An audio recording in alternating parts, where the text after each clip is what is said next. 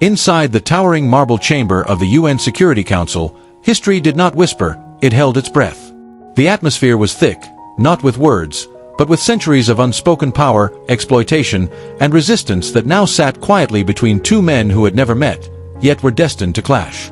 On the left, Prime Minister Benjamin Netanyahu, seasoned, sharp, cloaked in power, standing on decades of alliances, armed with media machines and military muscle. On the right, Captain Ibrahim Traoré, the youngest head of state in Africa, forged by the fires of revolution, hardened by silence, and rising not from privilege but from soil soaked in struggle. The room, filled with dignitaries, diplomats, cameras, and cold stares, shifted its energy the moment Netanyahu interrupted the moderator with a calculated smirk. Let's stop pretending.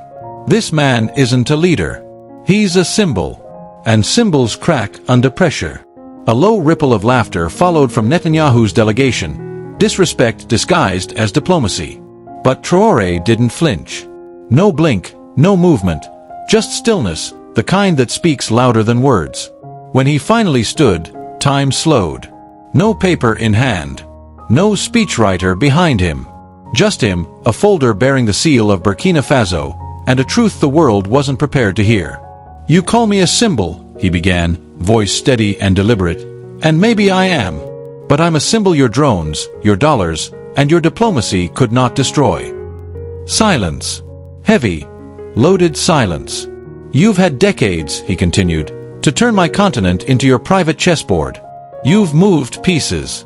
You've called it peace. But beneath every move, we remember. The minerals you took. The voices you silenced. The futures you stalled." Netanyahu leaned back. The smirk faded. Traoré's voice cut sharper, quieter. "I come from a place where children dig through dirt to find gold they'll never touch. And yet, they still sing.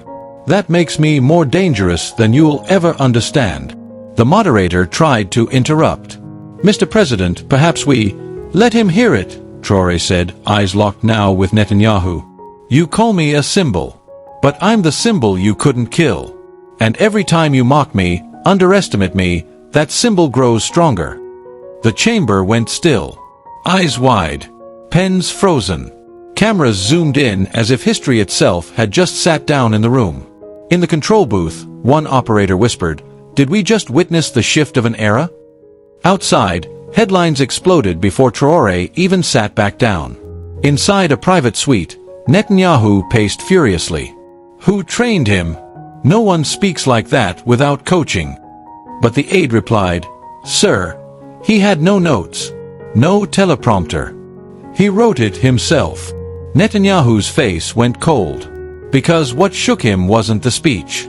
It was the calm. It was how a revolutionary sounded more like a statesman than the ones in the room. No rage. No panic. Just cold, brutal, clear truth. Meanwhile, across the hallway, Ibrahim Traoré stood alone before a sea of flashing cameras. "Do you regret what you said to Prime Minister Netanyahu?" a reporter shouted. His answer came like a blade. "No. I regret that I had to say it at all." Another asked, "Do you think it's wise to provoke a global superpower?" He smiled. "Is it wise to provoke the oppressed for 50 years and expect silence forever?" That quote hit social media like lightning striking dry earth. Within minutes, #Traoré speech was trending globally. Back in the shadows of diplomacy, Netanyahu's voice dropped low. "Enough. Arrange a private meeting. No cameras." His aides hesitated. "Sir, that could be seen as a concession." He replied with cold finality, "Do it now." Because in one calm, unscripted moment, a young captain from a forgotten land had walked into the lion's den and made the lion blink. Beneath the cold shadow of the UN tower, in a silent, windowless room lit only by politics and pride, two men sat at a table that felt far too small for the histories they carried. No press. No advisors. Just Traoré and Netanyahu, face to face, truth versus power. Netanyahu arrived first, standing, pacing. Traoré entered calm, unshaken, placed a leather folder on the table, and met his stare. "You think you're untouchable now?" Netanyahu hissed. "You embarrassed me in front of the world." Traoré didn't flinch. "I didn't come for you. I came for those who never get a microphone. Netanyahu scoffed. You think words matter? Symbols fade.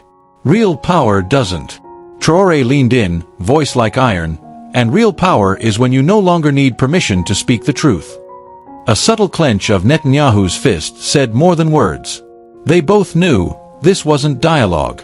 It was war by narrative. You mistake applause for legitimacy, Netanyahu snapped. And you mistake silence for submission, Traoré replied.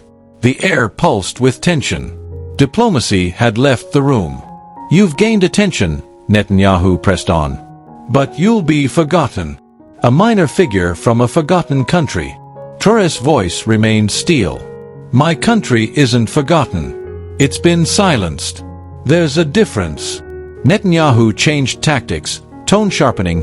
Geopolitics isn't poetry. It's pressure. You either apply it, or it's applied to you. Traoré stepped forward. Not if we change the rules. The Prime Minister's eyes narrowed. You don't have the banks, the missiles, the media. And then came the quiet thunder. But I have something you don't, Traoré said. People who believe again. People who have nothing left to lose. That's more dangerous than your missiles. Hours later, though no footage existed, the world learned Netanyahu had walked out first. That alone said everything.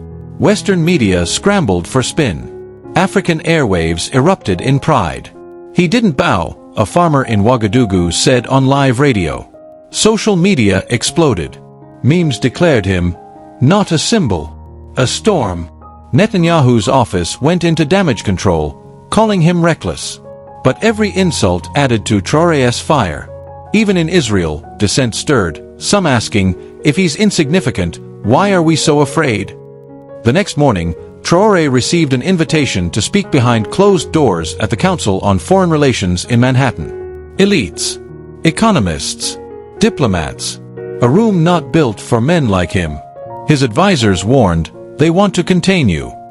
Traoré smiled. Then let them try. I'll speak where they listen, or where they pretend to. He arrived in his traditional deep blue robe, a symbol in the lion's den. The moderator introduced him with a stiff smile. President Traoré has certainly made headlines. Perhaps today he can clarify.